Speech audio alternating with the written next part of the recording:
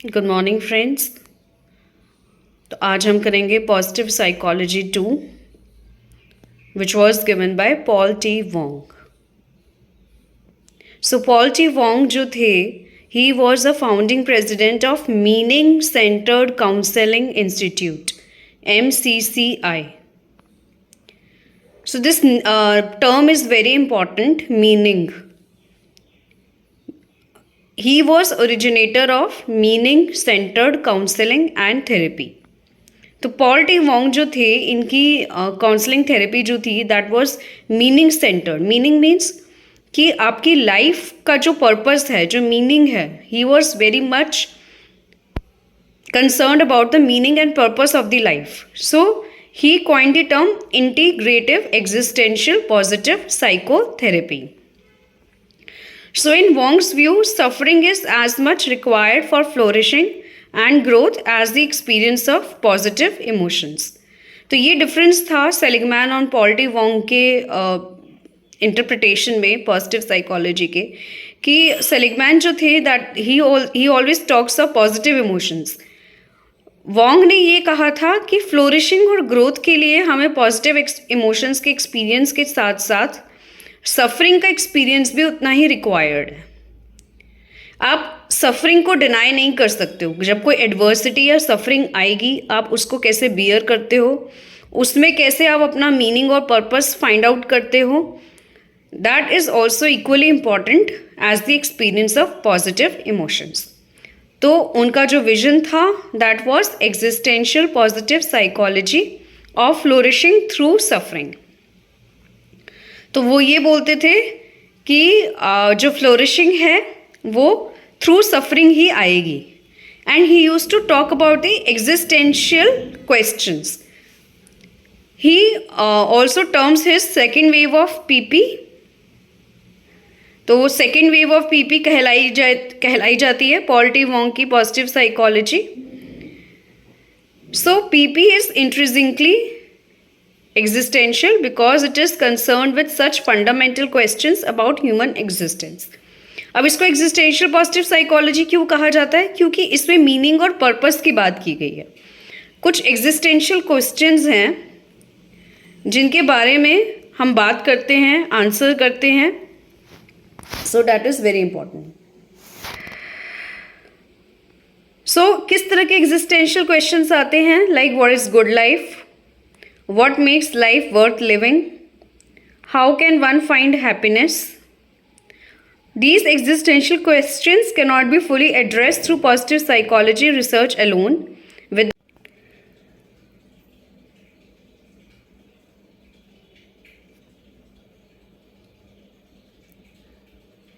He realized that when a person loses all hope and a sense of purpose in life, he tends to become depressed and gives up. On the other hand, if he can take a perspective on his pain and suffering and searches for a meaning even in that negative circumstance, he can grow over that and feel a sense of well-being.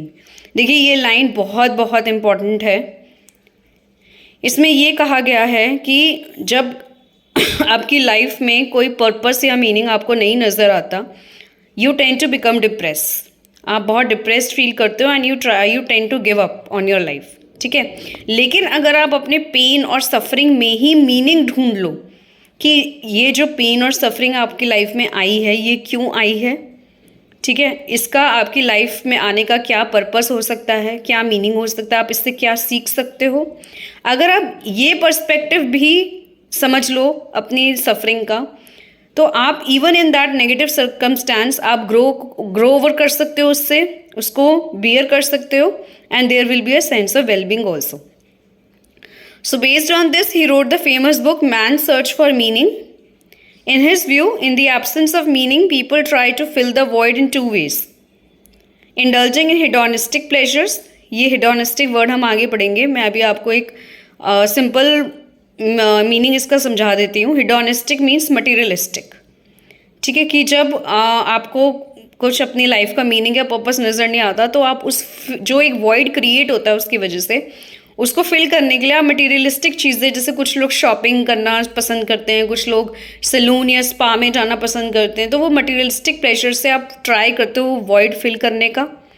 in pursuit of power and materialism, also by experiencing hatred, boredom or neurotic obsessions and compulsions. या फिर कुछ negative चीज़ें आपके mind में आ जाती हैं, hatred हो गया, बोर्डम हो गया, या कुछ ऑब्सेशंस या कंपल्शंस हो गए. तो पॉल वोंग जो थे, he has focused on suffering, meaning as other important aspects in addition to concepts discussed by Seligman as key themes of positive psychology. तो ये हमारी key themes of positive psychology के under आती हैं. Wong कहते हैं कि existential positive psychology represents natural amalgamation between positive psychology and existential psychology. Okay? तो ये कुछ फंडामेंटल क्वेश्चंस हैं एग्जिस्टेंशियल पॉजिटिव साइकोलॉजी के लिए कि who am I, what defines me, how can I be happy, why am I so dissatisfied of love with life. अब ये सब क्वेश्चंस अगर आपने भगवत गीता के बारे में सुना हो या पढ़ा हो तो इस तरह के क्वेश्चंस पूछे जाते हैं, उसमें बताया जाता है what is good life, is this all there is to life, what should I do with my life, what is my calling, how do I make right choices. तो इस तरह के जो questions हैं, these are all existential questions. अब they are talking about the 8 sources of meaningful life. meaningful life के source क्या हैं, कहाँ से आपको source meaningful life का source मिलता है.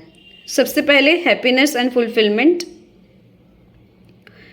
achieving something worthwhile, intimacy, marriage and family, good relationship with friends and people, self-acceptance, self-transcendence or altruism, religion, fairness or justice.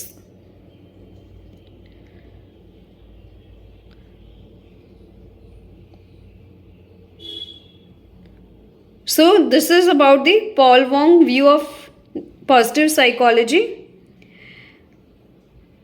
Next video में हम कंपैरिजन्स करेंगे इन 2 विजन्स और वेव्स के बीच में, and this comparison is very important from exam point of view.